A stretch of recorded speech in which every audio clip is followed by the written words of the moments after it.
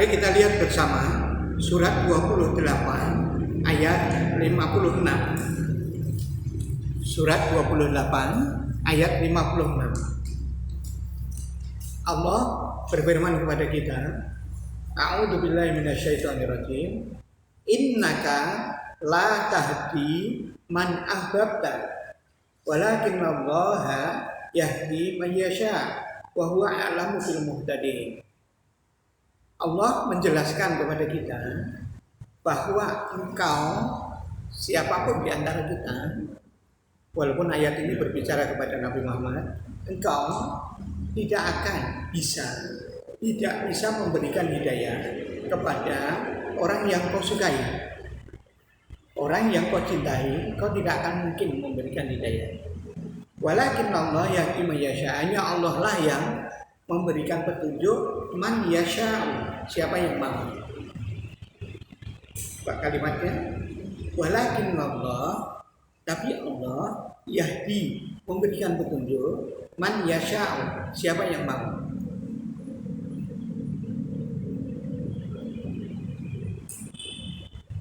Jadi begini,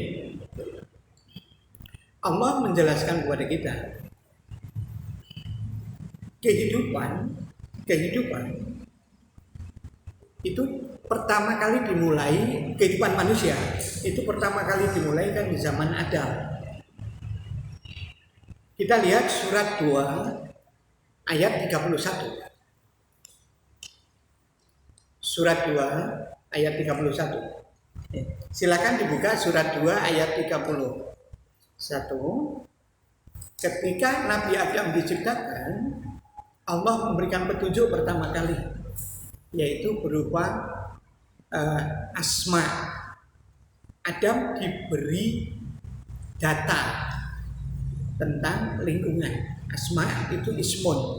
Orang kalau belajar bahasa Arab tahu bahwa kalimat sepanjang apapun bahasa Arab itu terdiri dari ismun, fi'lun, dan harfun.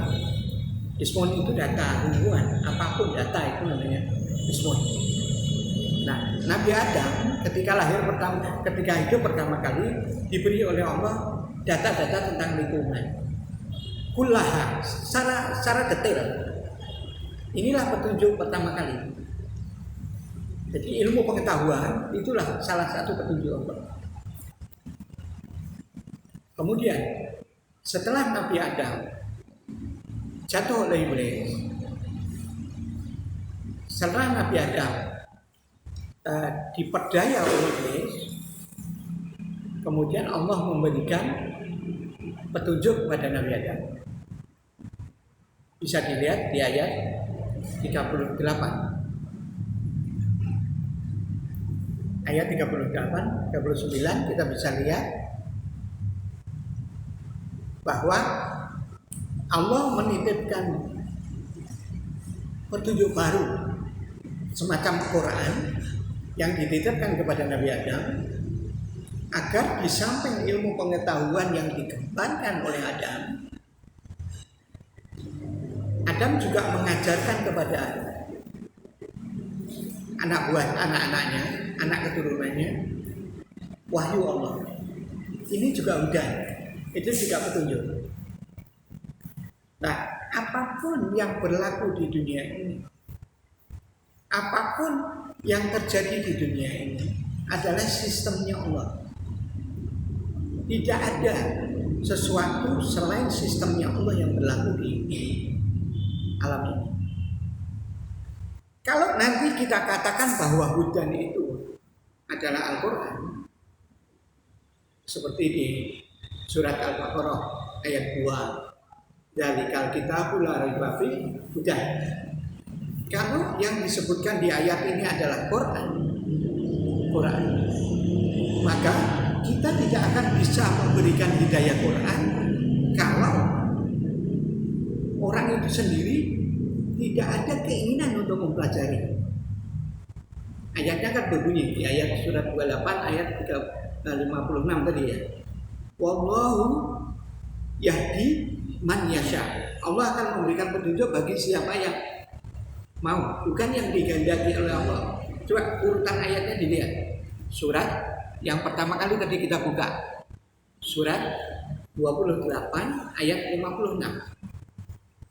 Surat 28 ayat 56. Allah berfirman, innaka la tahdi man ahbabta. Kau tidak akan mungkin memberikan hidayah berupa apapun berisiko isi Quran kecuali kepada orang yang kau sukai. Kalau orang itu tidak mau, ya tidak akan bisa kita kasihkan hidayah.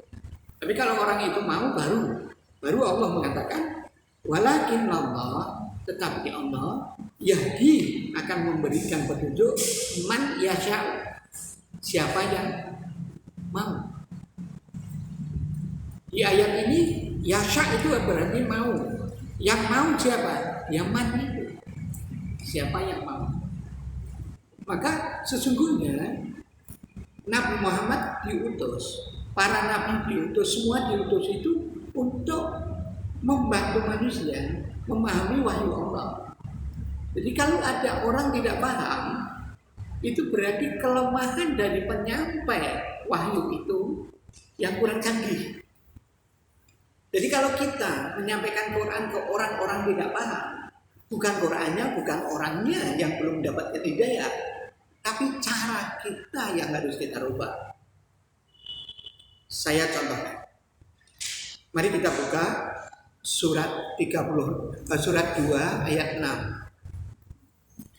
Silakan dibuka surat 2 ayat 6. Silakan dibuka surat 2 ayat 6. Allah berfirman, A'udzubillahi minasyaitonir rajim. Innal ladzina kafaru sawa'un 'alaihim. Orang yang namanya kafir, dia tidak percaya dengan ayat Quran. Ada orang yang tidak percaya dengan ayat Al-Quran, baik itu muslim maupun bukan muslim. Ada orang yang tidak percaya sama Quran, itu sawa'un 'alaihim. Suasananya, gayanya akan sama saja. Ayat berikutnya, a'andartahum. Seandainya kamu sendirian memberikan peringatan tentang ayat-ayat ini semua. A'andarta itu artinya kamu sendiri, tak. Kalau banyak berarti tum. Kalau kamu hanya memberikan peringatan kepada orang kafir sendirian dengan hanya satu cara, amlam tundiru, apalagi kok kamu tidak memberi peringatan, layuk minum, selamanya mereka tidak akan mau beri. Maka tugas kita menyampaikan Al-Quran ini kepada manusia siapapun, tapi jangan sendirian. Jangan sendirian. Kalau sendirian akan sulit untuk sampai ke hati orang. Tapi kalau kita bisa bersinergi teman-teman yang lain, insya Allah kita akan mendapatkan cara. Seandainya kita tidak mampu menembus hati orang itu, teman kita barangkali punya cara. Kalau teman kita tidak punya yang satu ini, siapa tahu teman kita yang lain. Itulah gunanya masjid. Masjid itu gunanya adalah masjid itu adalah merupakan aktivitas bersama dari manusia di lingkungan masjid itu untuk membuka hati orang yang belum terbuka.